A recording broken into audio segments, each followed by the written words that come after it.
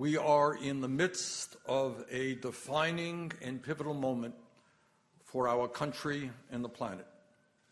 And with so many crises converging upon us simultaneously, it is easy for us to become overwhelmed or depressed, or even to throw up our hands in resignation.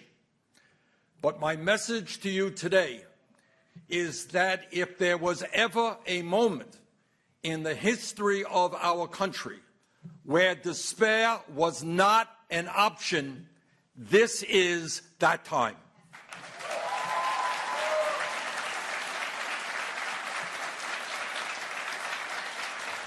If there was ever a moment where we had to effectively analyze the competing political and social forces which define this historical period, this is that time. If there was ever a moment when we needed to stand up and fight against the forces of oligarchy and authoritarianism, this is that time.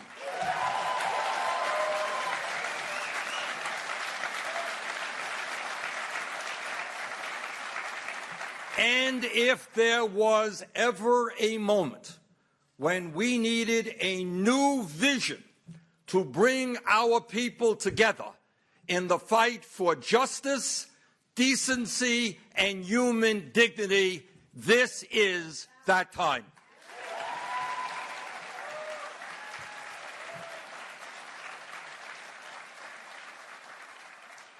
In the year 2019, the United States and the rest of the world face two very different political paths. On one hand, there is a growing movement toward oligarchy and authoritarianism, in which a small number of incredibly wealthy and powerful billionaires own and control a significant part of the economy and exert enormous influence over the political life of our country. On the other hand, in opposition to oligarchy, there is a movement of working people and young people who, in ever-increasing numbers, are fighting for justice. They are the teachers taking to the streets to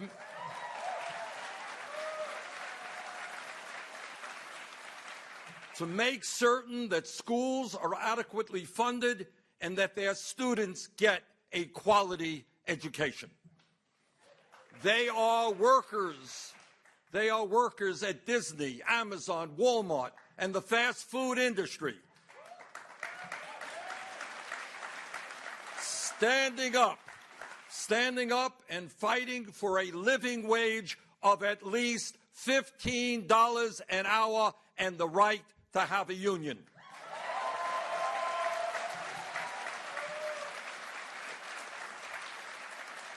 They are the young people taking on the fossil fuel industry and demanding policies that transform our energy system and protect our planet from the ravages of climate change.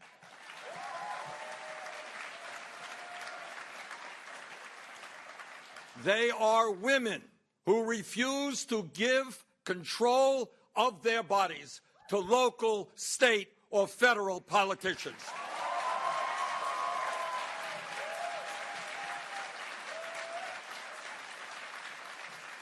They are people of color and their allies demanding an end to systemic racism and massive racial inequities that exist throughout our society.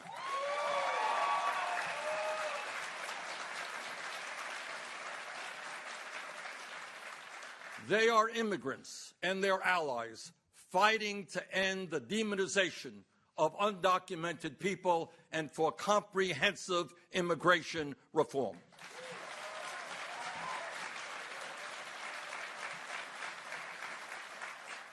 Now, when we talk about oligarchy, let us be clear about what we mean. Right now, in the United States of America, 3 families control more wealth than the bottom half of our country, some 160 million Americans. The top 1% own more wealth than the bottom 92%.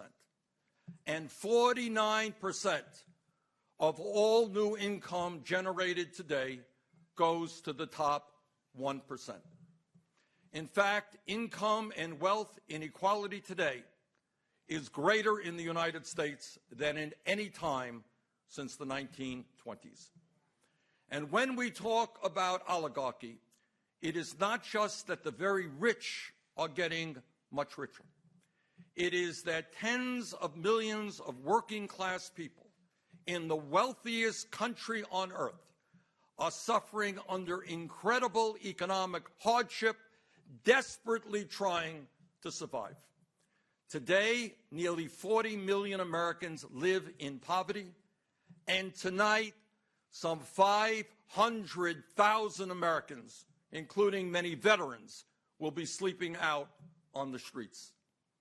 About half of our country lives paycheck to paycheck, as tens of millions of our people are an accident, a divorce, a sickness, or a layoff away from economic devastation. While many public schools throughout the country lack the resources to adequately educate our young people, we are the most heavily incarcerated nation on earth. After decades of policies that have encouraged and subsidized unbridled corporate greed, we now have an economy that is fundamentally broken and grotesquely unfair. Even while macroeconomic numbers like GDP, the stock market, and the unemployment rate are strong, millions of middle-class and working-class people struggle to keep their heads above water, while at the same time the billionaire class consumes the lion's share of the wealth that we are collectively creating as a nation. In the midst of a so-called booming economy, real wages for the average worker have barely risen at all, and despite an explosion in technology and worker productivity, the average wage of the American worker in real dollars is no higher than it was 46 years ago, and millions of people in our country today are forced to work 2 or 3 jobs just to survive. And here is something quite incredible that tells you all that you need to know about the results of unfettered capitalism. All of us want to live long, happy, and productive lives. But in America today, the very rich live, on average, 15 years longer than the poorest Americans. In 2014, for example, in McDowell County, West Virginia, one of the poorest counties in the nation, life expectancy for men was 64 years.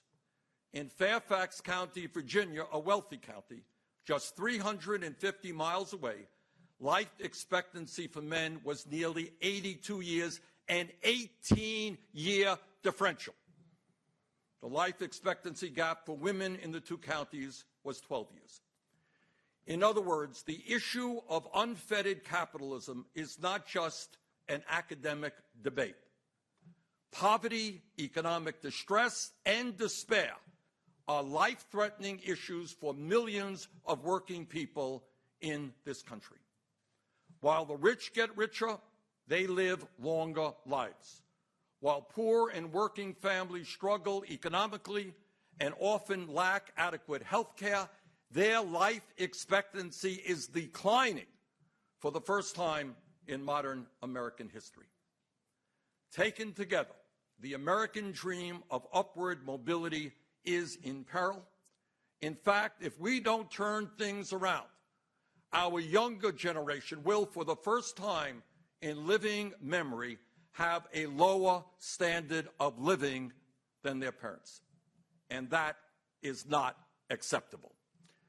Globally, the situation is even more shocking, with most of the world's wealth concentrated among a very few, while billions of people have almost nothing.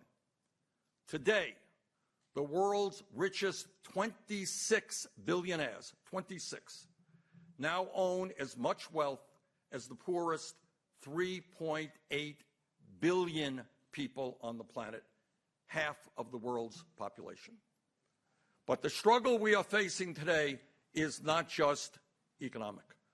Across the globe, the movement toward oligarchy runs parallel to the growth of authoritarian regimes, like Putin in Russia, Xi in China, Mohammed bin Salman in Saudi Arabia, Rodrigo Duterte in the Philippines, Jair Bolsonaro in Brazil, and Viktor Orban in Hungary, among others. These leaders meld corporatist economics with xenophobia and authoritarianism. They redirect popular anger about inequality and declining economic conditions into violent rage against minorities, whether they are immigrants, racial minorities, religious minorities, or the LGBT community. And to suppress dissent, they are cracking down on democracy and human rights. In the United States, of course, we have our own version of this movement, which is being led by President Trump and many of his Republican allies who are attempting to divide our country up and attack these very same communities. How sad it is that President Trump sees these authoritarian leaders as friends and allies. The authoritarian playbook, by the way, is not new. The challenge we confront today as a nation and as a world is in many ways not different from the one we faced a little less than a century ago during and after the Great Depression of the 1930s. Then as now, deeply rooted and seemingly intractable economic and social disparities led to the rise of right-wing nationalist forces all over the world. In Europe, the anger and despair was ultimately harnessed by authoritarian demagogues who fused corporatism, nationalism, racism, and xenophobia into a political movement that amassed totalitarian power, destroyed democracy, and ultimately murdered millions of people, including members of my own family. But we must remember that those were not the only places where dark forces tried to rise up and capture power. Today, we are all rightly repulsed by the sight of neo-Nazis and Klansmen openly marching in Charlottesville, Virginia, and we are horrified by houses of worship being shot up by right-wing terrorists. But on February 20th, 1939, over 20,000 Nazis held a mass rally, not in Berlin, not in Rome, but in Madison Square Garden, in front of a 30-foot banner of George Washington bordered with swastikas in New York City. New York City. But back then, those American extremists could not replicate the success of their authoritarian brethren across the ocean, because we in the United States, thank God, made a different choice than Europe did in responding to the era's social and economic crises.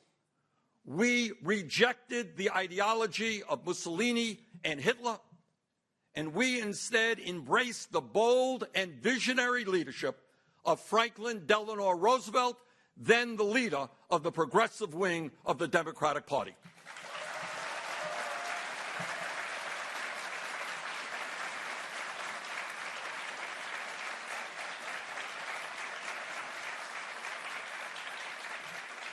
Together, with organized labor, leaders in the African American community, and progressives inside and outside the Democratic Party, Roosevelt led a transformation of the American government and the American economy.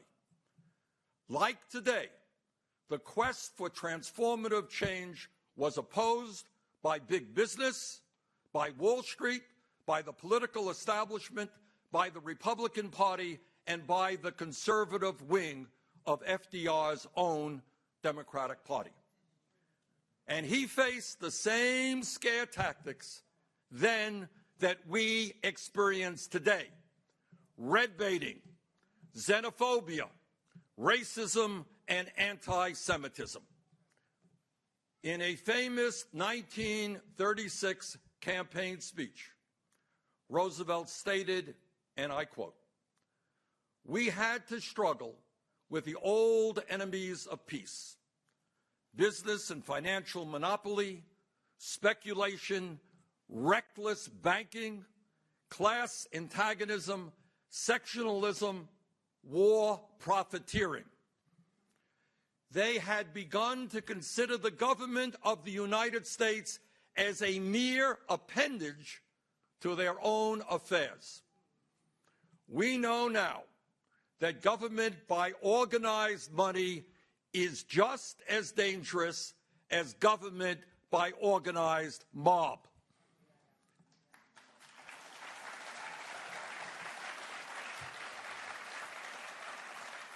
And Roosevelt concluded, and I quote, "Never before in all our history have these forces been so united against one candidate as they stand today. They are unanimous in their hate for me, and I welcome their hatred."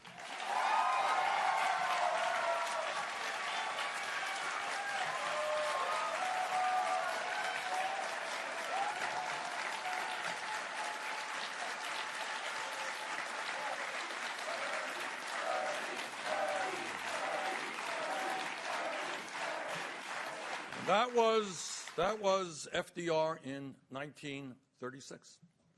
Now, although it does sound, I must say it does sound a little contemporary, doesn't it? Despite that opposition, by rallying the American people, FDR and his progressive coalition created the New Deal, won 4 terms, and created an economy that worked for all and not just the few. Today, New Deal initiatives like Social Security, unemployment compensation, the right to form a union, the minimum wage, protection for farmers, regulation of Wall Street, and massive infrastructure improvements are considered pillars of American society. But while he stood up for the working families of our country, we can never forget that President Roosevelt was reviled by the oligarchs of his time, who berated these extremely popular programs as socialism. Similarly, in the 1960s, when President Lyndon Johnson brought about Medicare, Medicaid, and other extremely popular and important programs, he was also viciously attacked by the ruling class of this country. And here is the point. It is no exaggeration to state that not only did FDR's agenda improve the lives of millions of Americans, but the New Deal was enormously popular politically and helped defeat far-right extremism.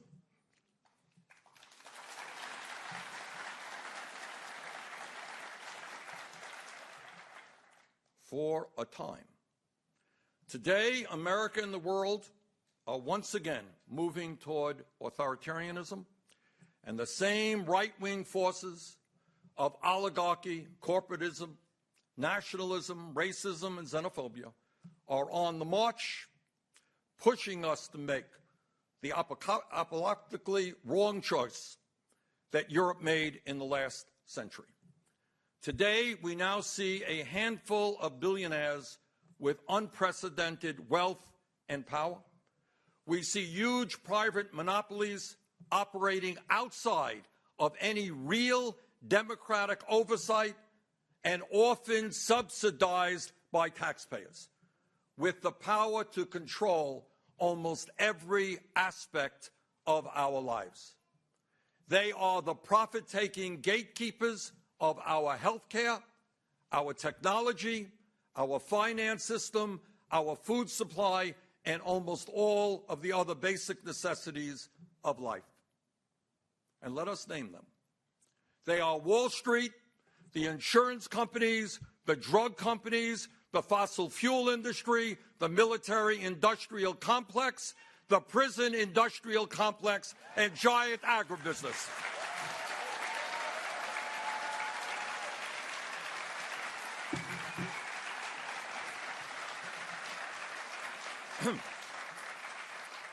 They are the entities with unlimited wealth who surround our nation's capital with thousands of well-paid lobbyists who, to a very significant degree, write the laws that we live under.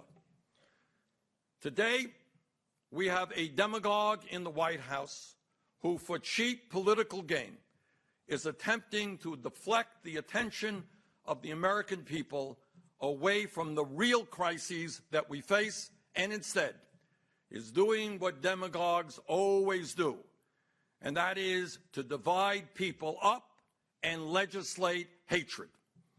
This is a president who supports brutal family separations, border walls, Muslim bans, anti-LGBT policies, deportations, and voter suppression.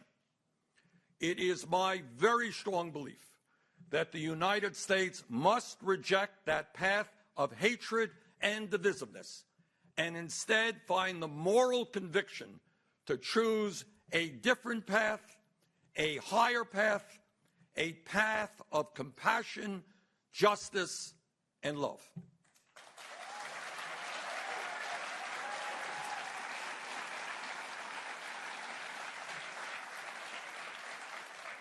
And that is the path that I call democratic socialism.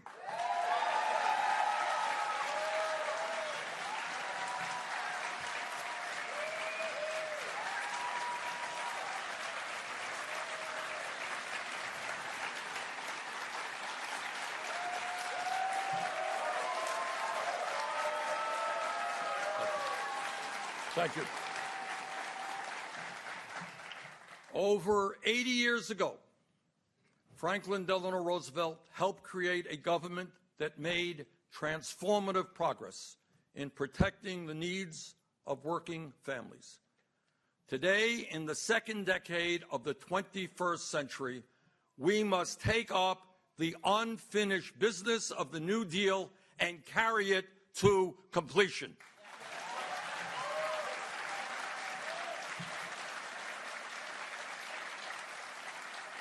This is the unfinished business of the Democratic Party and the vision we together must accomplish.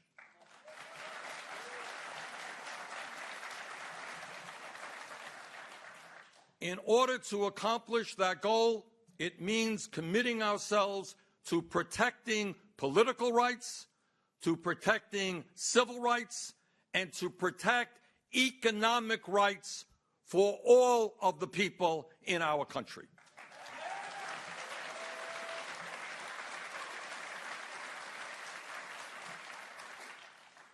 As FDR stated in his 1944 State of the Union address, and I quote, "We have come to a clear realization of the fact that true individual freedom cannot exist without economic security and independence," end quote.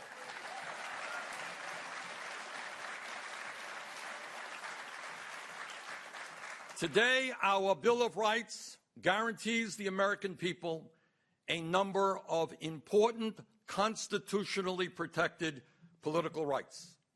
And while we understand that these rights have not always been respected, and we have so much work to do in order to protect those rights. We are proud that our Constitution guarantees freedom of religion, freedom of expression, freedom of assembly, a free press, and other rights, because we understand that we can never have true American freedom unless we are free from authoritarian tyranny.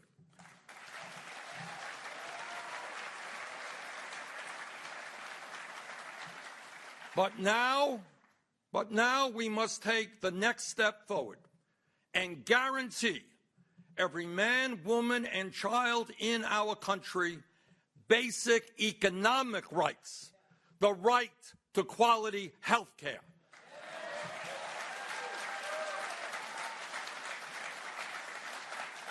the right to as much education as one needs to succeed in our society,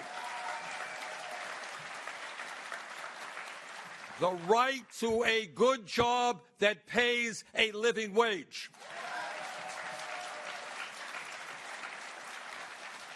the right to affordable housing, the right to a secure retirement, and the right to live in a clean environment.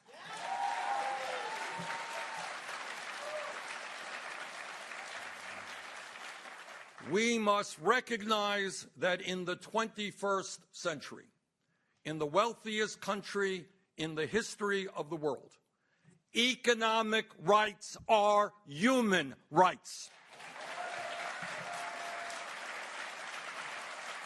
And that is what I mean by democratic socialism.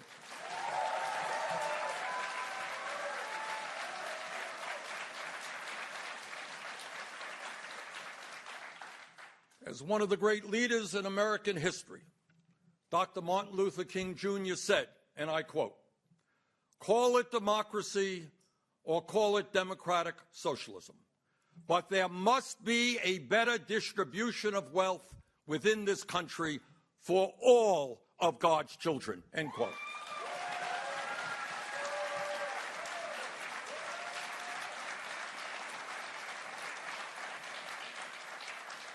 To realize this vision, we must not view America only as a population of disconnected individuals.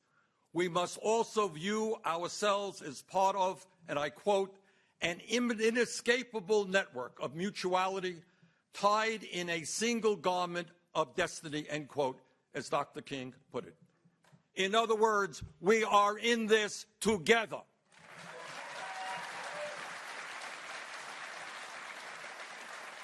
We must see ourselves as part of one nation, one community, and one society, regardless of race, gender, religion, sexual orientation, or country of origin. This quintessentially American idea is literally emblazoned on our coins. E pluribus unum, from the many, one. And I should tell you, it is enshrined in the motto of our campaign for the presidency, not me, us.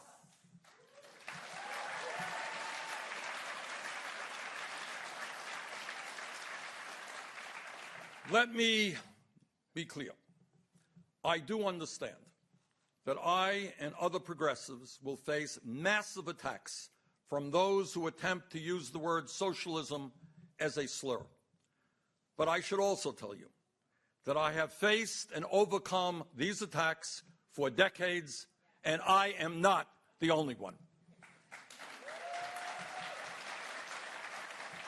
Let us remember that in 1932, Republican President Herbert Hoover claimed that Franklin Roosevelt's New Deal was, quote, "a disguise for the totalitarian state," end quote.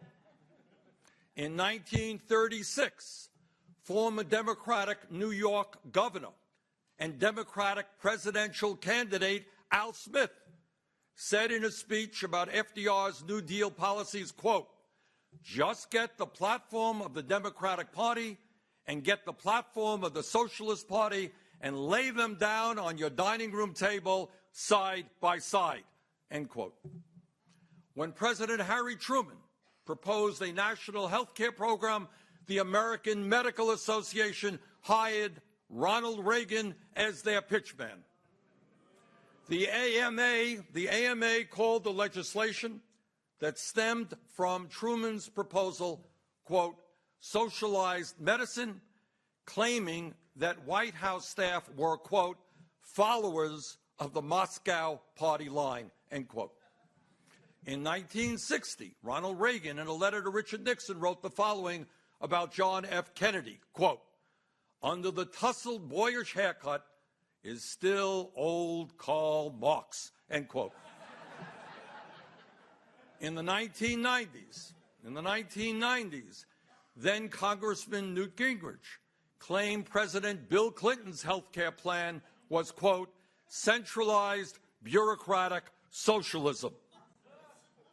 The Conservative Heritage Foundation has claimed that the Children's Health Insurance Program, the CHIP program, was, quote, "a step toward socialism." Former Speaker of the House, John Boehner, claimed the stimulus package, the omnibus spending bill, and the budget proposed by President Obama were all one big down payment on a new American socialist experiment. In this regard, President Harry Truman was right. And listen to what he said. Truman said, and I quote, "Socialism is the epithet they have hurled at every advance the people have made in the last 20 years.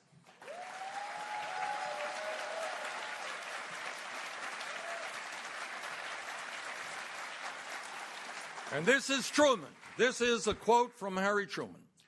"Socialism is what they called Social Security. Socialism is what they called farm price supports. Socialism is what they called bank deposit insurance.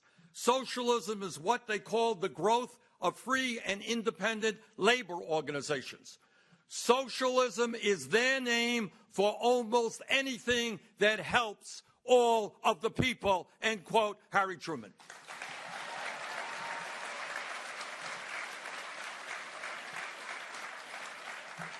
Now, let us be very clear. While President Trump and his fellow oligarchs attack us for our support of democratic socialism, they don't really oppose all forms of socialism.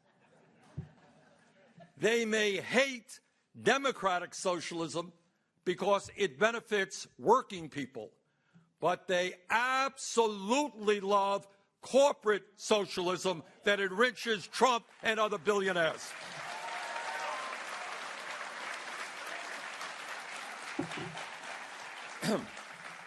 Let us never forget the unbelievable hypocrisy of Wall Street, the high priests of unfettered capitalism. In 2008, after their greed, recklessness, and illegal behavior created the worst financial disaster since the Great Depression, with millions of Americans losing their jobs, losing their homes, losing their life savings, Wall Street's religious adherence to unfettered capitalism suddenly came to an end. Overnight, Wall Street became big government socialists and begged for the largest federal bailout in American history, some $700 billion from the Treasury and trillions in support from the Federal Reserve. But it's not just Wall Street that loves socialism when it works for them. It is the norm across the entire corporate world. The truth is, corporate America receives hundreds of billions of dollars in federal support every single year, while these very same people are trying to cut programs that benefit ordinary Americans. If you are a fossil fuel company whose carbon emissions are destroying the planet. You get billions in government subsidies, including special tax breaks, royalty relief, funding for research and development, and numerous tax loopholes. If you are a pharmaceutical company, you make huge profits on patent rights for medicines that were developed with taxpayer-funded research. If you are a monopoly like Amazon, owned by the wealthiest person in America, you get hundreds of millions of dollars in economic incentives from taxpayers to build warehouses, and you end up paying not one penny in federal income taxes. If you are the Walton family, the wealthiest family in America, you get massive government subsidies because your low-wage workers are forced to rely on food stamps, Medicaid, and public housing in order to survive, all paid for by taxpayers. If you are the Trump family,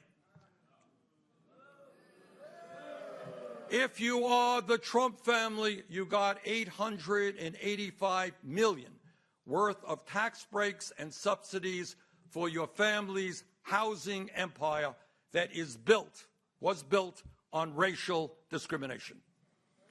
When Trump screams socialism, all of his hypocrisy will not be lost on the American people. Americans will know that he is attacking all that we take for granted, from Social Security to Medicare to veterans' health care to roads and bridges to public schools to national parks to clean water and clean air. When Trump attacks socialism, I am reminded again of what Dr. Martin Luther King Jr. said, and I quote, "This country has socialism for the rich, rugged individualism for the poor," end quote.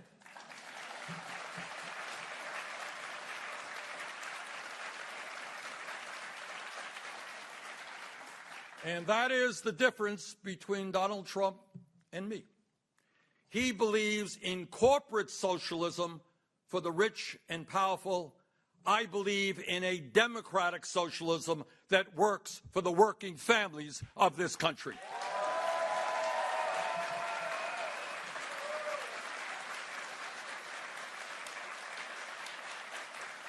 What I believe is that the American people deserve freedom, true freedom. Freedom is an often used word, but it is time that we took a hard look at what that word actually means. Ask yourself, what does it really mean to be free? Are you truly free if you are unable to go to a doctor when you are sick, or face financial bankruptcy when you leave the hospital? Are you truly free if you cannot afford the prescription drugs you need in order to stay alive? Are you truly free when you spend half of your limited income on housing and are forced to borrow money from a payday lender at 200% interest rates? Are you truly free if you are 70 years old and forced to work because you lack a pension or enough money to retire? Are you truly free if you are unable to go to a college or a trade school because your family lacks the income? Are you truly free if you are forced to work 60 or 80 hours a week because you cannot find a job that pays you a living wage? Are you truly free if you are a mother with a newborn baby, but you are forced to go back to work immediately after the birth of that child because you lack paid family leave? Are you truly free if you are a small business owner or a family farmer who is driven out of business by the monopolistic practices of big business? Are you truly free if you are a veteran who has put his or her life on the line to defend this country and tonight will be sleeping out on the streets? To me, the answer to those questions in the wealthiest nation on earth is no. Under those conditions, you are not truly free. While the Bill of Rights protects us from the tyranny of an oppressive government, many in the establishment would like the American people to submit to the tyranny of oligarchs, multinational corporations, Wall Street banks, and billionaires. It is time, and in fact, time long overdue, for the American people to stand up and fight for their right to freedom, human dignity, and security.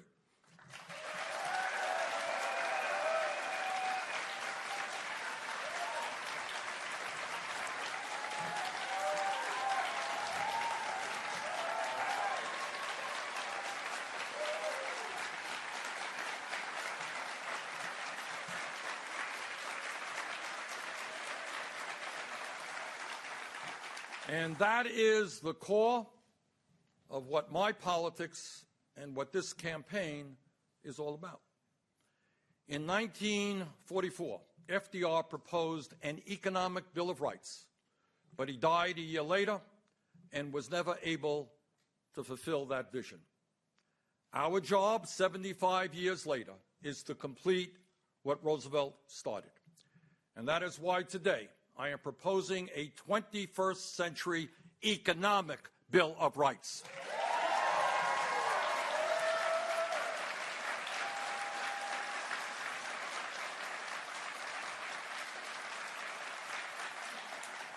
A Bill of Rights that establishes once and for all that every American, regardless of his or her income, is entitled to the right to a decent job that pays a living wage,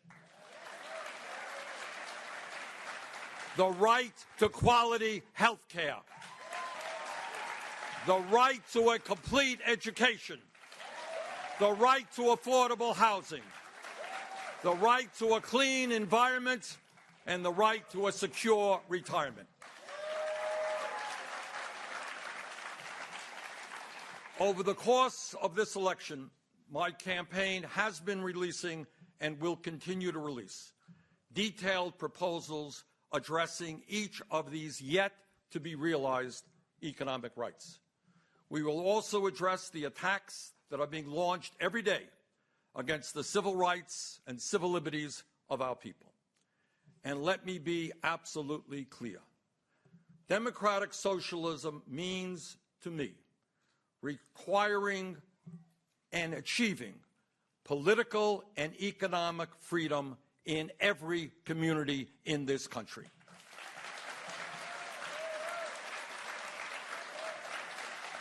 And let me be very, very clear as well when I state that the only way we achieve these goals is through a political revolution.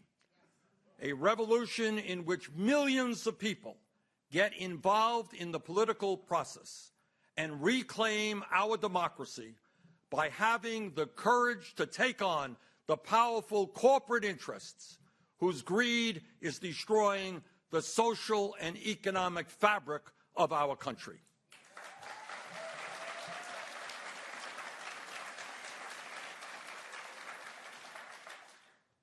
At the end of the day, the 1% may have enormous wealth and enormous power, but they are just 1%. When the 99% stand together, we can transform society.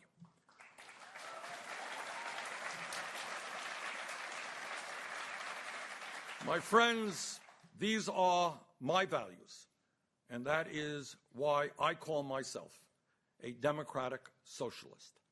At its core is a deep and abiding faith in the American people to peacefully and democratically enact the transformative change that will create shared prosperity, social equality, and true freedom for all.